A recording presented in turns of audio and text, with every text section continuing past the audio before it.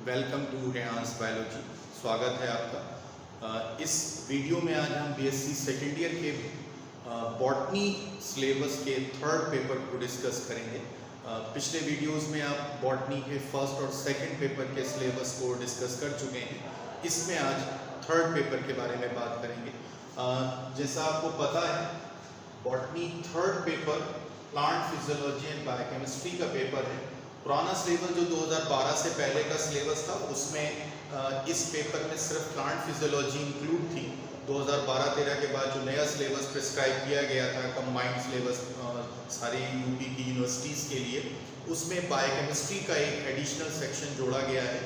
और ये बायोकेमिस्ट्री वाला जो सेक्शन है, जिसका फोर्थ सेक्शन है लास्ट, ये ज़ूलॉजी के थर्ड पेपर जिसमें एनिमल फिजियोलॉजी एंड बायोकेमिस्ट्री आपको पढ़ना होगा, वहाँ भी इंक्लूड है। तो ये दोनों जगह ऑलमोस्ट सेम टॉपिक है। अगर आप ज़ूलॉजी में थर्ड पेपर में ये तैयार करते हैं बायोकेमिस्ट्री वाला पार्ट, तो आपको बॉटनी में भी ये काम आएगा। तो फिलहाल 4 यूनिट एज यूजुअल यहाँ पर हैं। फर्स्ट यूनिट जो है वो थोड़ी सी बड़ी यूनिट है, जिसमें काफ़ी सारे टॉपिक्स हैं। एक प्लांट एंड वाटर रिलेशंस के नाम से टॉपिक है। इसमें आपको ऑस्मोसिस, डिफ्यूजन, प्लाज्मोलिसिस, इम्बिबिशन, ये टॉपिक्स पढ़ने हैं। नॉर्मली ये टॉपिक्स शॉर्ट नोट के तौर पे पूछे जाते हैं, और अगर आप पिछले पेपर्स को देखें तो ऑलमोस्ट हर साल इनमें से 1 से 2 शॉर्ट नोट ज़रूर होते हैं। ऑब्जेक्टिव क्वेश्चन के तौर पे भी ये टॉपिक्स काम के हैं आपके लिए। तो एक छोटा सा पार्ट है ये वाटर रिलेशंस के नाम से, जिसमें आपको कुछ शॉर्ट नोट्स पढ़ने हैं। उसके बाद वाटर एब्जॉर्प्शन एंड कंडक्शन के नाम से एक टॉपिक है। यहाँ पर आपको वाटर कंडक्शन से रिलेटेड डिफरेंट थ्योरीज पढ़ना है। और एक टॉपिक, बड़ा टॉपिक है ये, ट्रांसपिरेशन के नाम से, जिसमें आपको मैकेनिज्म पढ़ना है ट्रांसपिरेशन का, फैक्टर्स अफेक्टिंग ट्रांसपिरेशन के बारे में पढ़ना है, और एंटी ट्रांसपेरेंट्स के बारे में एक नोट है। एक और इम्पॉर्टेंट शॉर्ट नोट वहाँ पर इंक्लूड है गटेशन के नाम से, बिंदु श्रावण जिसको हिंदी में कहते हैं। उस पर एक ऑलमोस्ट हर दूसरे साल या लगभग हर साल एक शॉर्ट नोट ज़रूर पूछा जाता है। अच्छा टॉपिक है आपके लिए वो। ट्रांसपिरेशन, जिसको हिंदी में बाष्पोत्सर्जन कहते हैं। अगर किसी प्लांट बॉडी से वाटर वेपर्स की फॉर्म में रिलीज होता है नॉर्मली स्टोमेटा के थ्रू, तो ये ट्रांसपिरेशन या बाष्पोत्सर्जन कहलाता है। तो एक अच्छा टॉपिक है, डिटेल में आपको पढ़ना है। उससे रिलेटेड मैकेनिज्म से रिलेटेड थ्योरीज भी हैं उसमें, वो आपको पढ़ना है। और इसी यूनिट में एक और बेहतर टॉपिक है, जो एग्जाम के पॉइंट ऑफ व्यू से आपके लिए बहुत बेहतर टॉपिक है, मिनरल न्यूट्रिशन का, जिसमें माइक्रो न्यूट्रिएंट्स और मैक्रो न्यूट्रिएंट्स के बारे में आपको पढ़ना है, और उनका क्या रोल होता है प्लांट बॉडी में, और उनकी डेफिशिएंसी होने पर किस तरह के सिम्टम्स अपीयर होते हैं, ये आपको यहाँ पर पढ़ना है। तो ये लॉन्ग क्वेश्चन के पर्पज से भी आपके लिए काम का टॉपिक है। और शॉर्ट नोट जो है माइक्रो न्यूट्रिएंट्स के नाम से अक्सर, या ट्रेस एलिमेंट्स के नाम से अक्सर लिखने के लिए आते हैं।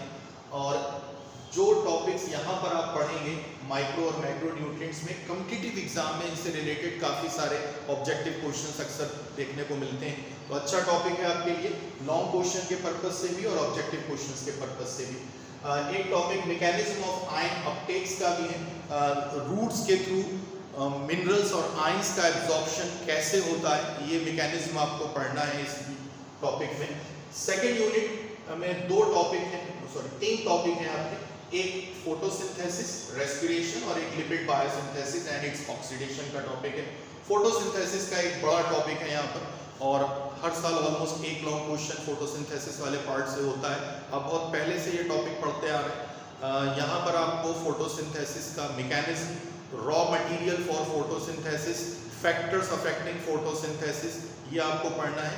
अगर आपने पहले पढ़ा है तो आपको ऑलरेडी पता होगा कि फोटोसिंथेसिस के मैकेनिज्म में लाइट रिएक्शन है, डार्क रिएक्शन पढ़ते हैं आप, और जो उससे रिलेटेड कुछ टॉपिक्स हैं, पिगमेंट्स के बारे में आपको पढ़ना है। यहाँ पर आपको फोटोफॉस्फोराइलेशन के बारे में पढ़ना है, फोटोलिसिस ऑफ वाटर के बारे में पढ़ना है। तो ये अच्छे शॉर्ट नोट के टॉपिक है, और ये अपने आप में एक अच्छा लॉन्ग क्वेश्चन का टॉपिक है। नॉर्मली लॉन्ग क्वेश्चन या तो केवल लाइट रिएक्शन पे आता है या फिर डार्क रिएक्शन पे, और उसमें भी या तो C3 मैकेनिज्म या C4 मैकेनिज्म, इनके बारे में आपसे लॉन्ग क्वेश्चन होगा। रेस्पिरेशन का जो टॉपिक है यहाँ पर, वो आपको सेलुलर रेस्पिरेशन वाला पार्ट यहाँ पढ़ना है, glycolysis, Krebs cycle and ETS, और अफेक्ट करने वाले जो फैक्टर्स हैं रेस्पिरेशन को, उनके बारे में पढ़ना है। और दूसरे कई शॉर्ट नोट यहाँ पर आपको साथ में रेस्पिरेशन से रिलेटेड मिलेंगे, वो भी आपको यहाँ पर पढ़ना है। Lipid biosynthesis and its oxidation एक बायोकेमिस्ट्री से जैसा रिलेटेड टॉपिक है, नया इंक्लूड हुआ है, पहले सिलेबस में नहीं था लेकिन फिलहाल अभी आपके सिलेबस में शामिल है। एक बार शायद इस पर लॉन्ग क्वेश्चन पूछा गया है, अच्छा टॉपिक है, अगर आप बेहतर ढंग से तैयार करते हैं और एग्जाम में आता है तो आप उसको अच्छे से एक्सप्लेन कर सकते हैं। थर्ड यूनिट में एक तो नाइट्रोजन मेटाबॉलिज्म का टॉपिक है जिसमें आपको नाइट्रोजन साइकिल और उससे रिलेटेड एक दो छोटे नोट हैं वो आपको करने हैं। जो बड़ा टॉपिक यहाँ पर है वो फाइटो हार्मोन्स या प्लांट हार्मोन्स का है, जिसमें आपको ऑक्सिन, जिब्रेलिन, साइटोकाइनिन, इथाइलिन और एब्सिसिक एसिड इनके बारे में डिटेल में पढ़ना है। इनका केमिस्ट्री क्या है, इनका मैकेनिज्म क्या है प्लांट बॉडी में, इनका रोल क्या है, तो ये आपको सारा पढ़ना है। और खासतौर से ऑक्सिन, जिब्रेलिन एंड साइटोकाइनिन इनके बारे में काफ़ी डिटेल में पढ़ना है। इथाइलिन और एब्सिसिक एसिड पर नॉर्मली शॉर्ट नोट आते हैं लिखने के लिए, लेकिन एक अच्छा टॉपिक है कॉम्पिटिटिव पॉइंट ऑफ व्यू से भी, बहुत बार कॉम्पिटिटिव एग्जाम में इनसे रिलेटेड क्वेश्चन पूछे जाते हैं। इसके अलावा ये कुछ शॉर्ट नोट्स हैं और ये अच्छे शॉर्ट नोट इस पॉइंट ऑफ व्यू से हैं कि ये आपको एग्जाम में अपने शॉर्ट नोट वाले सेक्शन में इनमें से एटलीस्ट 1 से 2 शॉर्ट नोट जरूर देखने को मिलेंगे। Vernalisation, photoperiodism, abscission and senescence, इनमें से वर्नेलाइजेशन और फोटोपीरियोडिज्म ज्यादा बेहतर टॉपिक है एग्जामिनेशन पॉइंट ऑफ व्यू से। एग्जाम में आपको इनमें से कोई एक शॉर्ट नोट जरूर देखने को मिलेगा अगर आप प्रीवियस ईयर्स के पेपर्स उठा के देखेंगे। आखिरी यूनिट जो है डेफिनेटली बायोकेमिस्ट्री की यूनिट है। इसमें एक तो आपको बायोमॉलिक्यूल्स पढ़ना है और इन बायोमॉलिक्यूल्स में आपको कार्बोहाइड्रेट्स, लिपिड्स और प्रोटीन्स, इनकी केमिस्ट्री, इनके टाइप्स, इनका बायोलॉजिकल रोल, ये आपको यहाँ पर टॉपिक पढ़ने। इनमें से कोई एक आपसे लॉन्ग क्वेश्चन के तौर पे पूछा जाता है। सेम यही टॉपिक आपको जूलॉजी में भी पढ़ना है। एक आखिरी टॉपिक यहाँ पर एंजाइम्स का है। एंजाइम्स का स्ट्रक्चर, उनका क्लासिफिकेशन, उनका एक्शन मैकेनिज्म, ये टॉपिक बहुत डिटेल में है और ये लगभग हर साल पूछा जाता है।